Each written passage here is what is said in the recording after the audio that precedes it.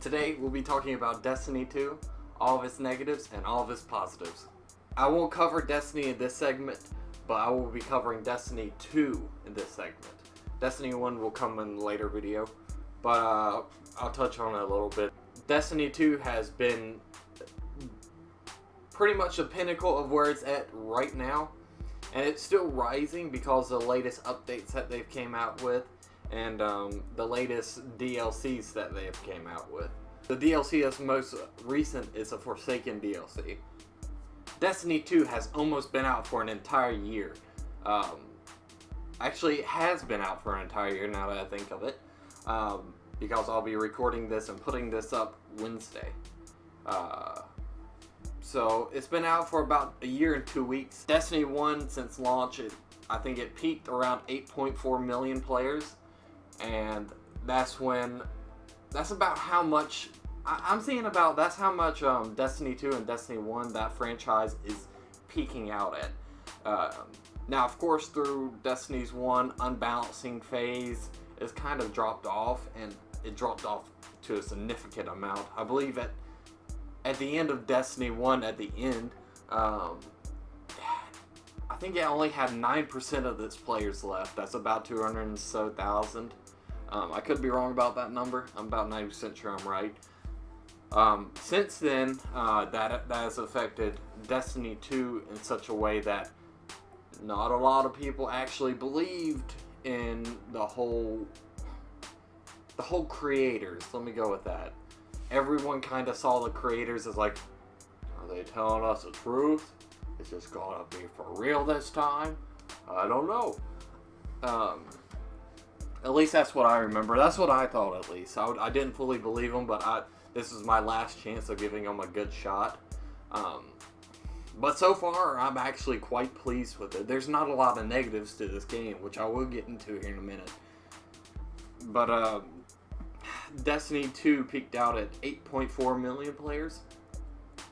And I believe right now it's at around 1 million players last time I checked. And you can check that on the internet. There's a free app that you can look, and it'll tell you how many players are playing PvP and how many players are playing PvE.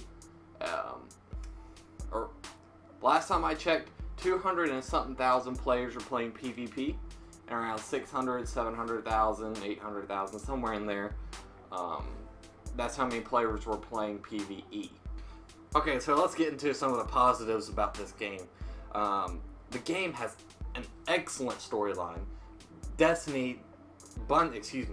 Bungie has nailed that on the head completely. I can't go wrong with the story that has been released with this game.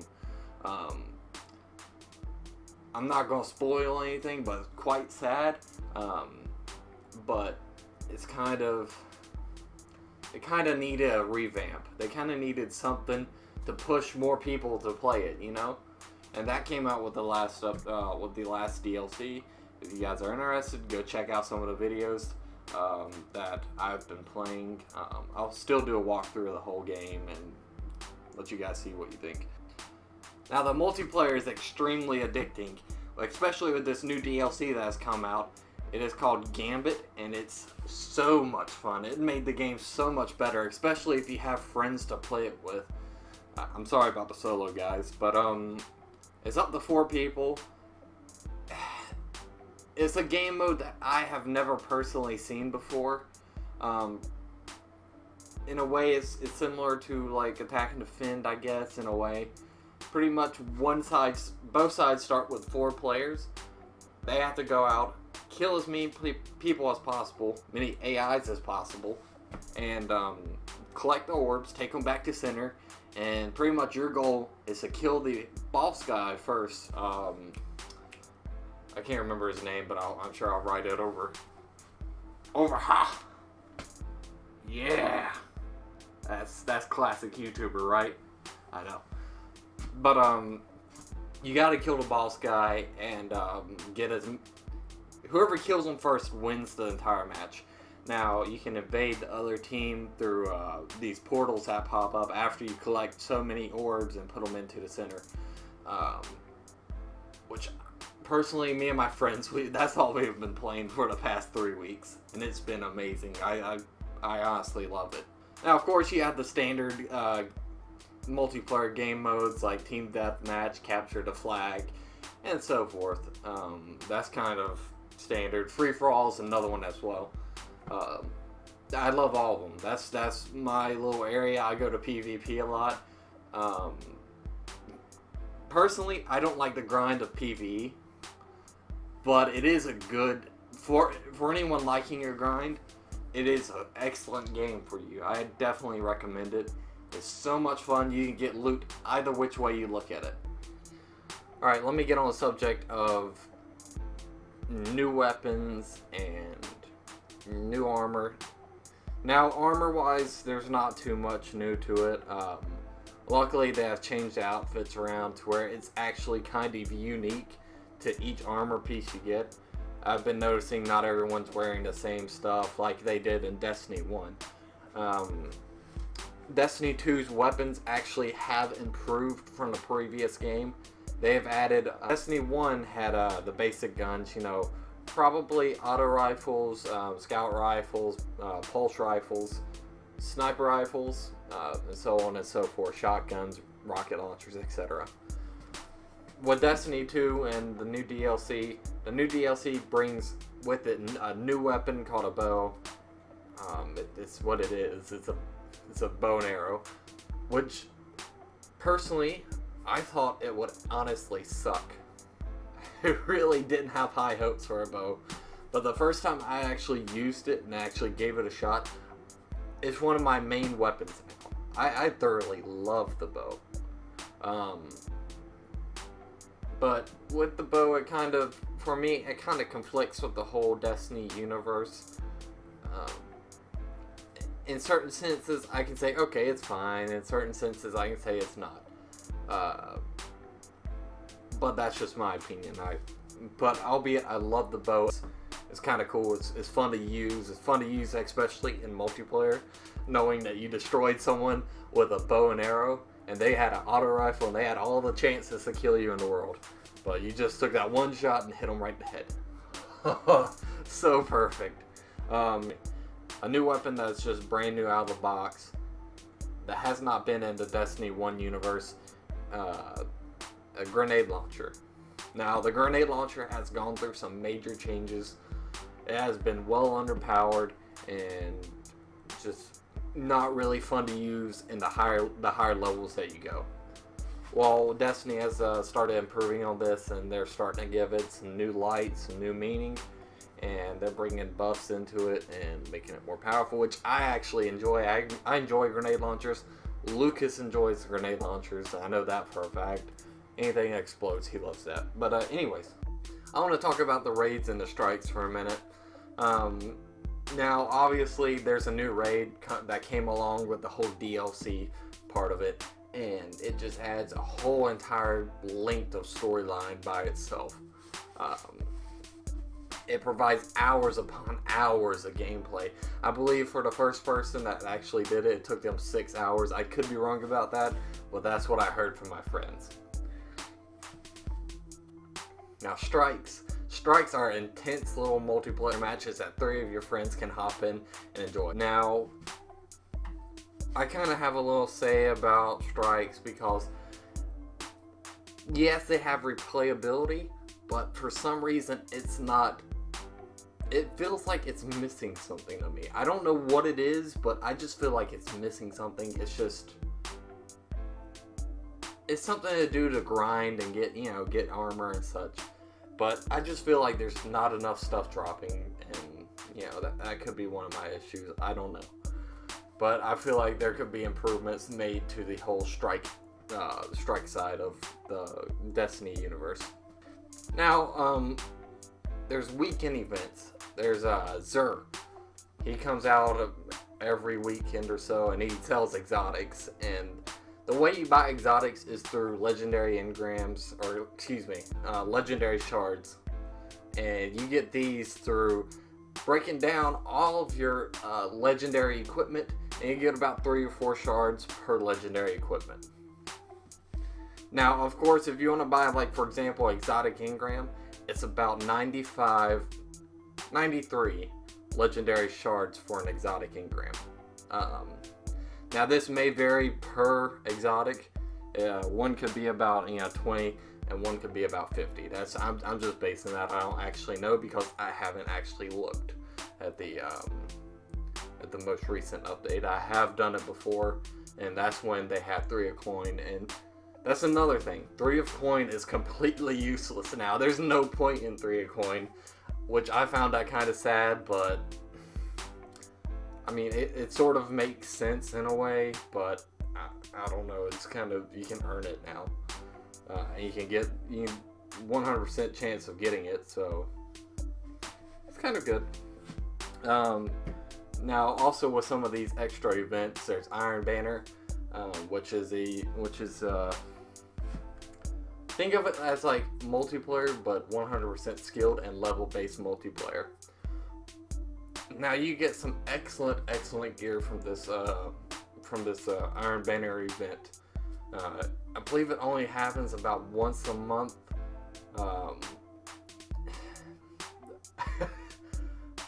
Let's just say you gotta be above level 50, and your light level has to be well above 500.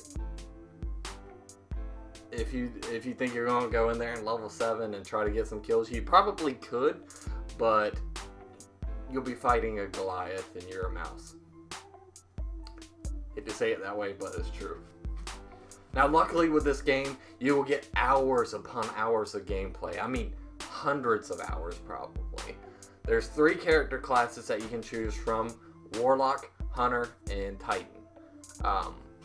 With this whole setup, each class you do, you gotta run through the whole entire storyline, which that's a good thing in my opinion because the storyline's excellent. You gotta run through all the strikes, you gotta level yourself up, and each character probably has at least 100 hours of gameplay to actually get to the level that you want to be. Which in my eyes, that's well worth the $60. One thing that's not worth the $60 though is microtransactions. In Destiny 1, it was bad. It was really bad. But in Destiny 2, they actually fixed this. I believe it's called Bright Engrams. I believe so. Correct me if I'm wrong down in the comments, but I believe it was Bright Engrams in Destiny 1. In Destiny 2 it's called something else. But you can actually earn them through strikes, through missions, through multiplayer. You can earn them through any way. This is how you get emotes, custom skins for your exotic gun or exotic ship. You can get exotic ships, you can get purple ships, etc, etc, etc. Now, luckily, this is not like a pay-to-play type of thing. If you put in money, it'll be just mainly for like I said, dances, ships, etc. So it's not really needed in a way. Like I said earlier, weapons are still out of balance, and they still have a little bit of a balancing issue to take care of. Now, in certain cases, in the Gambit, I have it actually on video.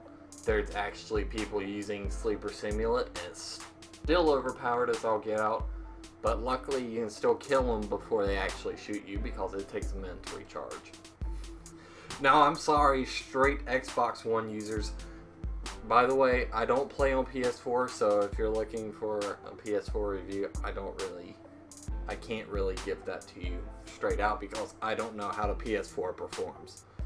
But I know how the Xbox One users perform. Like I said, I'm sorry, straight Xbox One users. If you don't have an upgraded system, you're going to be sitting in loading screens for a while. Now, your friends, they're just gonna, for example, my friends all have Xbox One X's, and they can just skirt by the loading screens like it's nothing.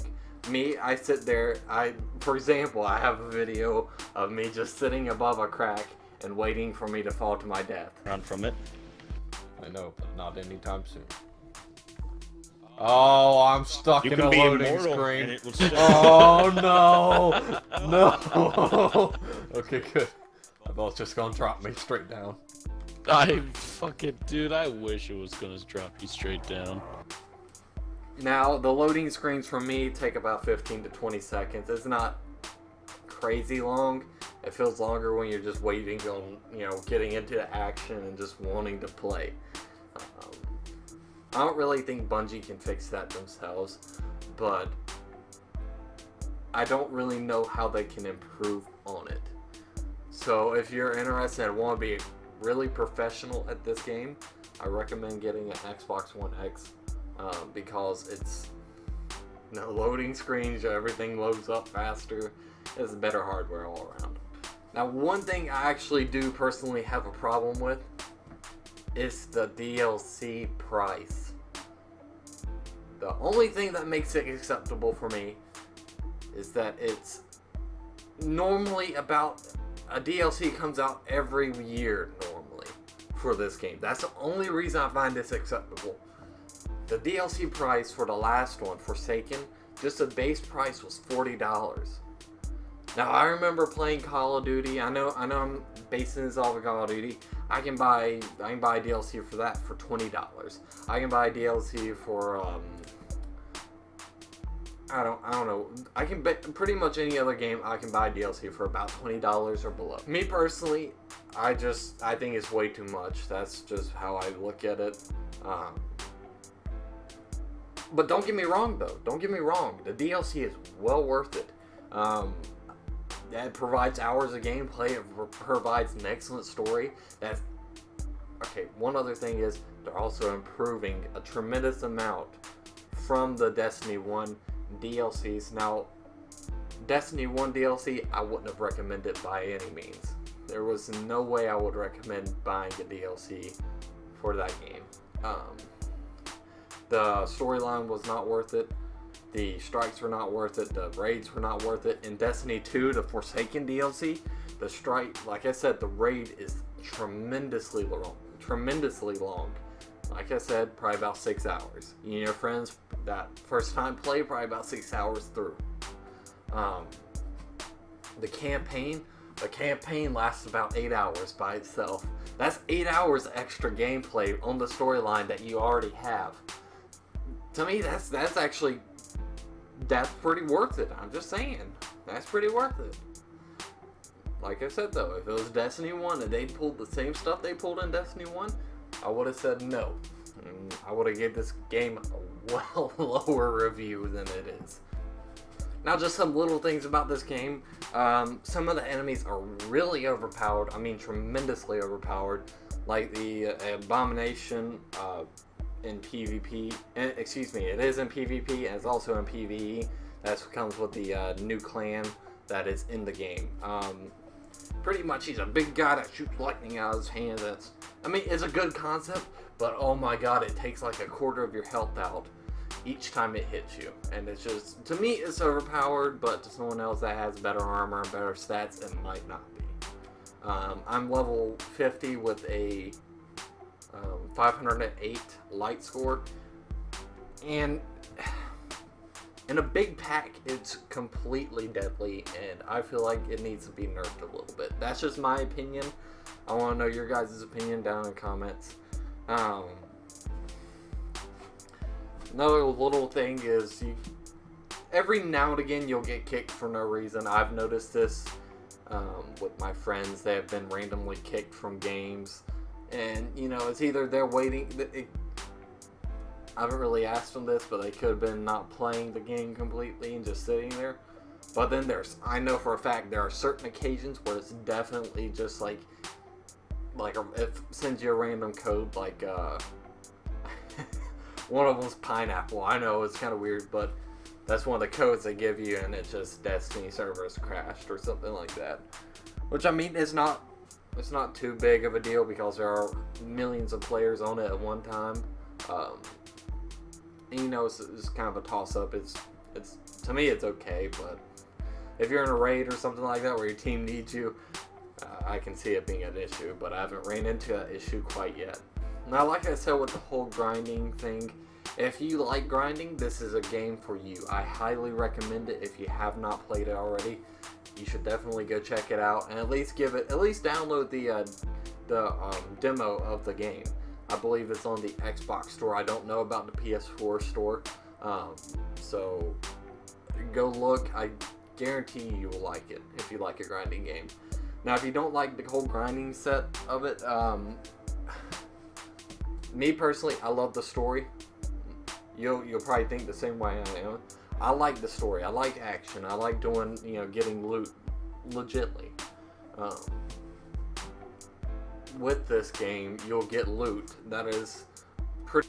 Now they have bounties in there that you can get higher level loot through engrams. Engrams you take to the cryptarch, and he decrypts them, and you get like a chest piece, a head, a helmet, or legs, boots, arms, or a gun of some sort. Now, for me, I find it entertaining just having to gamble as a role. But there are legit ways of getting guns.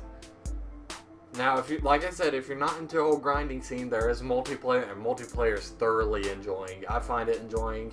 You just have to get your right setup going, and you play for hours upon hours on end, and you'll lose. I guarantee you'll lose track of time by the end of the game.